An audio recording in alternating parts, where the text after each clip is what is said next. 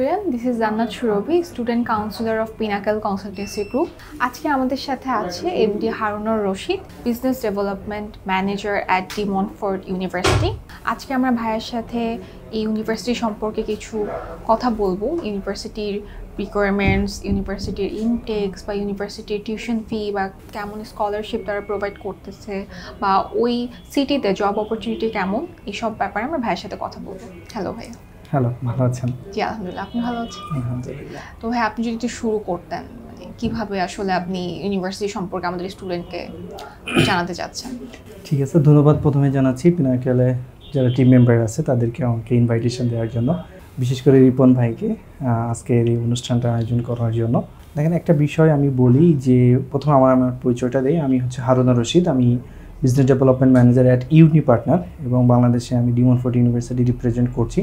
D মন্টফোর্টে নিয়ে যদি আমি একটু কথা বলি, যে একজন স্টুডেন্ট যদি সে একটা রিজনেবল টিউশন ফিতে যদি পড়াশোনা করতে চায়, স্কলারশিপ নিয়ে, এবং যদি লো অ্যাকোমোডেশন ফিতে যদি সে থাকতে চায়, ভালো কোনো ইউনিভার্সিটিতে যদি সে পড়াশোনা করতে চায়, তাহলে তাকে ডি মন্টফোর্ট ইউনিভার্সিটি চুজ করতে হবে।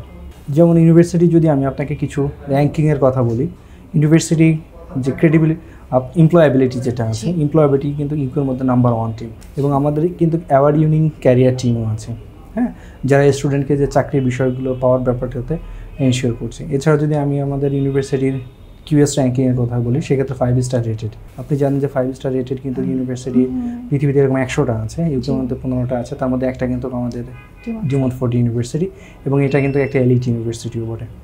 এছাড়া যদি আমি আরও কিছু বলি, যে আমাদের ইউনিভার্সিটি যে টিচিং এক্সেলেন্স ফ্রেমওয়ার্ক সেটা কিন্তু ইউকের মধ্যে টপ 3 ইউনিভার্সিটি, হ্যাঁ। অর্থাৎ ইউনিভার্সিটি যদি আপনি র্যাঙ্কিংয়ের কথা চিন্তা করেন, সব দিক থেকে সেদিক দিয়ে আমাদের ডি মন্টফোর্ট ইউনিভার্সিটিকে চিন্তা করতে হবে। আবার যদি টিউশন ফি কথা বলেন, খুব বেশি টিউশন ফি না, রিজনেবল টিউশন ফি। ব্যাচেলারের জন্য 14 থেকে 16, মাস্টার্সের 16 থেকে 18, এবং আপনি ডিপোজিট অ্যামাউন্টটা কত ভাইয়া? জি, এবং 3000 পাউন্ড আপনি স্কলারশিপ পাচ্ছেন। আচ্ছা, আপ টু 3000 স্কলারশিপ আপনি গ্র্যান্টেড স্কলারশিপ পাচ্ছেন। এটা পাবে, হ্যাঁ, ব্যাচেলারে যেমন 2000 পাউন্ড স্কলারশিপ কিন্তু 3 ইয়ার্স থেকে পাচ্ছে। তো এটা স্টুডেন্টদের জন্য কিন্তু কি হিউজ, হ্যাঁ। স্টুডেন্ট কিন্তু আমাদের ইউনিভার্সিটিতে 12 থেকে 14 বা 15,000 পাউন্ডের মধ্যে পার ইয়ারের মধ্যে সে কিন্তু আমাদের এখানে স্টাডি করতে পারছে। আমাদের এখানে কিন্তু অ্যাকোমোডেশনটা আরও কম, 95 পাউন্ড পার উইক থেকে কিন্তু আমাদের এখানে স্টুডেন্ট আমাদের ইউনিভার্সিটি যে গ্রান্ট ইন্টারন্যাশনাল অ্যাকোমোডেশন আছে সেখানে কিন্তু সে থাকতে পারছে। অর্থাৎ অ্যাভারেজে কিন্তু সে 500 পাউন্ডের মধ্যে আমাদের ইউনিভার্সিটিতে পড়াশোনা, মানে লিভিং কস্ট সে কিন্তু ম্যানেজ করতে পারছে, তার খাবার, এক্স্যাক্টলি, তার খাবার এবং থাকা সব কিছু। এবং এটা আমাদের স্টুডেন্টকে যখন পেমেন্ট করে যেতে হচ্ছে, তখন তাকে কিন্তু 50% পেমেন্ট করে দিচ্ছে, এবং বাকি 50% সে কিন্তু ইনস্টলমেন্টে পেমেন্ট করার সুযোগ পাচ্ছে। আচ্ছা, বাট ভিসা পাওয়ার আগে তার হচ্ছে 50% ডিপোজিট পে করে দিতে হচ্ছে। এক্স্যাক্টলি। আমি যদি আরেকটি বিষয় বলি, যে আমাদের ইউনিভার্সিটিতে আপনার কিন্তু কোনো ক্রেডিবিলিটি ইন্টারভিউ নেই, যা আছে ক্রেডিবিলিটি অ্যাসেসমেন্ট। স্টুডেন্টকে সেলফ অ্যাসেসমেন্টই করতে হবে। একটা থেকে পেমেন্ট করার পরে একটা লিঙ্ক দিবে, লিঙ্ক দেওয়ার পরবর্তীতে গিয়ে হচ্ছে তাকে তার নিজের মতো করে পয়েন্টগুলো লিখতে হবে, কোশ্চেন্স কিছু থাকবে, বেসিক কিছু কোশ্চেনগুলো থাকবে, সেগুলো সে কমপ্লিট করবে। এর পরবর্তীতে যখন সে কমপ্লিট করবে, সেম পয়েন্টগুলোই সে ভিডিও আকারে পাবলিশ করবে। তো এইখানে বিষয়টা হচ্ছে জাস্ট আপনি আপনার নিজের মতো কোনো ক্রেডিবিলিটি ইন্টারভিউ নেই, স্টুডেন্ট যেটা ফেস করে সেটা কিন্তু আমাদের প্রথম স্টেপে থাকছে না। কিন্তু স্টুডেন্ট যদি কোনো পয়েন্ট মিস করে যায়, তাহলে সেকেন্ড টাইমে হয়তো ইউনিভার্সিটি তখন তার সাথে ফেস টু ফেস ইন্টারভিউ করবে, যেন স্টুডেন্টের প্রত্যাশা থাকবে যে যেন তারা এই বিষয়টাকে শুরুতেই একটা ভালো এক্স্যাক্টলি প্রিপেয়ার নিয়ে ইন্ট্রোডাকশন মানে ভিডিও করতে পারে। এক্স্যাক্টলি। আচ্ছা, এছাড়া ভাই আপনাদের নেক্সট ইনটেকটা কবে অ্যাভেলেবল? আমাদের আসলে বেসিক্যালি 3টা ইনটেক আছে। একটা হচ্ছে সেপ্টেম্বর অক্টোবর, যেটাকে বলি সেপ্টেম্বর, আরেকটা আছে জানুয়ারি ফেব্রুয়ারি, এবং আরেকটা আছে আমাদের এপ্রিল এবং মে। সেপ্টেম্বর ইনটেকে আমাদের বেশি কোর্স থাকে। এখনই আসলে সেপ্টেম্বর ইনটেকের আবেদনের জন্য বেশ সময়। এখন যদি স্টুডেন্ট তার আবেদনটা করে, তাহলে সে রাইট ওয়েতে অফার লেটার পাবে, এবং হচ্ছে সে তার প্রসেসটা সুন্দর মতো করতে পারবে, হাতে সময় নিয়ে করতে পারবে। যদি আমাদের অ্যাপ্লিকেশন সময় আছে, কিন্তু স্টুডেন্টের উচিত হবে আসলে অ্যাপ্লিকেশনের সময়টার উপর ফোকাস না করে এখনই তার অ্যাপ্লিকেশন প্রসেসটা শুরু করে দেওয়া। আমাদের ইউনিভার্সিটিতে কিন্তু ব্যাচেলার এবং মাস্টার্সের জন্য কিন্তু ওয়াইড রেঞ্জ অফ কোর্সেস আছে। একজন স্টুডেন্ট কিন্তু চাইলে সে তার ডিজায়ার্ড যে কোর্স আছে সেই কোর্সে কিন্তু সে অ্যাপ্লিকেশন করতে পারবে। আমাদের ইউনিভার্সিটিতে কিন্তু স্টুডেন্টের জন্য টপ অফ, অর্থাৎ 3 ইয়ারে গিয়ে সে কিন্তু ব্যাচেলার কোর্সটা করতে পারছে, এবং যদি স্টুডেন্ট চায় তাহলে সে তার ক্রেডিট ট্রান্সফারও করতে পারছে।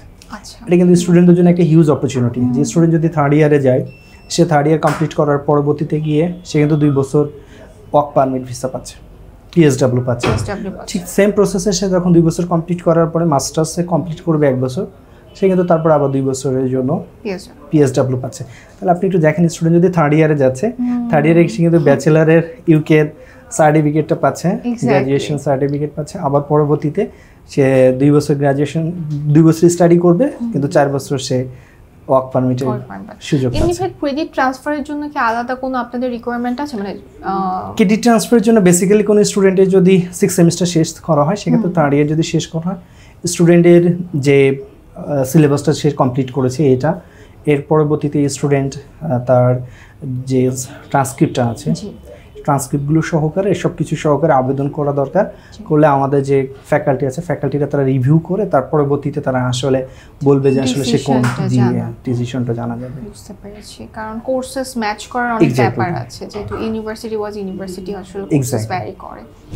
আচ্ছা, সো ভাইয়া সব কিছু জানলাম, এখন হচ্ছে আপনি কেন আসলে স্টুডেন্টকে ইউনিভার্সিটি রেফার করবেন, মানে আদার্স কি ফ্যাসিলিটি সে পেতে পারে? That's a good question. ধরনের একজন শিক্ষার্থী আমি যদি ডি মন্টফোর্ট ইউনিভার্সিটি কেন যাব, প্রথম নম্বরটা হচ্ছে আমি আসলে কোন ইউনিভার্সিটিতে যাচ্ছি সেটা যদি আমি আপনাকে বলি, তাহলে প্রথমে আমি আপনাদেরকে যে বিষয়টা বলেছি, ইউনিভার্সিটির কতগুলো র্যাঙ্কিংয়ের কথা বলেছি, তাহলে সেক্ষেত্রে ইউনিভার্সিটিটা কিন্তু আমাদের একটা top ranking university first. Second হচ্ছে আমি আমার চয়েস কোন সাবজেক্টে যাব, আপনি কিন্তু ওয়াইড রেঞ্জ অফ সাবজেক্ট আমাদের ইউনিভার্সিটিতে পাচ্ছেন। থার্ড হচ্ছে আমার টিউশন ফিটা কম লাগবে, স্টুডেন্টের যাতে মেন্টালিটি থাকে, এটা আসলে সব স্টুডেন্টদের একটা কনসার্ন। এক্স্যাক্টলি। তো সেক্ষেত্রে আমাদের ইউনিভার্সিটিতে কিন্তু টিউশন ফিটা কম, আপনি কিন্তু স্কলারশিপ পাচ্ছেন, গ্রান্টেড স্কলারশিপ। একটা ইনিশিয়াল লেভেলের স্কলারশিপ সবাই পাচ্ছে, গ্রান্টেড স্কলারশিপ আছে। এর পরবর্তীতে যে মনে করেন আপনি যে লোকেশনের কথা চিন্তা করেন, আমাদের ইউনিভার্সিটি কিন্তু একেবারে লন্ডন থেকে কাছে, just an hour distance by train. এবং ইউনিভার্সিটিটা কিন্তু আমাদের লেস্টার সিটির হার্টের মধ্যে অবস্থিত। লেস্টারকে বলা হয় কানেকশন অফ দ্য সিটিজ, অর্থাৎ আপনি খুব সহজে বার্মিংহাম, নটিংহাম, লন্ডনে সব জায়গায় সহজে কিন্তু মুভ করতে পারছেন। স্টুডেন্ট কিন্তু চাইলে এইসব সিটিগুলোতে সে জব করতে পারবে। এর পরবর্তী সবচেয়ে গুরুত্বপূর্ণ যেটা তার ক্যারিয়ার, সেটা কিন্তু আমাদের ইউনিভার্সিটিতে পড়াশোনা করলে তার ক্যারিয়ারটাকে সে কিন্তু গ্লোরিয়াস করতে পারে। কারণ আমাদের যে ক্যারিয়ার টিম আছে সেটাকে কিন্তু তাকে তার ডিউরেশন, স্টাডি, তার পরবর্তীতে গিয়েও কিন্তু স্টুডেন্টকে আমাদের যে ক্যারিয়ার টিমটা আছে তারা কিন্তু সাপোর্ট করবে। এই জন্য স্টুডেন্টের তার যে বিষয়গুলো দরকার, সাবজেক্টটা বলি, ইউনিভার্সিটি র্যাঙ্কিং বলা হয়, বা তার টিউশন ফি বলা হয়, বা অ্যাকোমোডেশন ফি কথা বলেন, বা ক্যারিয়ারের বিষয়গুলো যদি বলেন, সব কিছু বিষয়গুলো চিন্তা করলে একজন স্টুডেন্টকে অবশ্যই ডি মন্টফোর্ট ইউনিভার্সিটি চয়েস করতে হবে। অবশ্যই ভাইয়া। আর আপনি কি পিনাকেল কনসালটেন্সি গ্রুপকে একটা স্টুডেন্টকে মানে রেফার করবেন আপনার ইউনিভার্সিটির সাথে?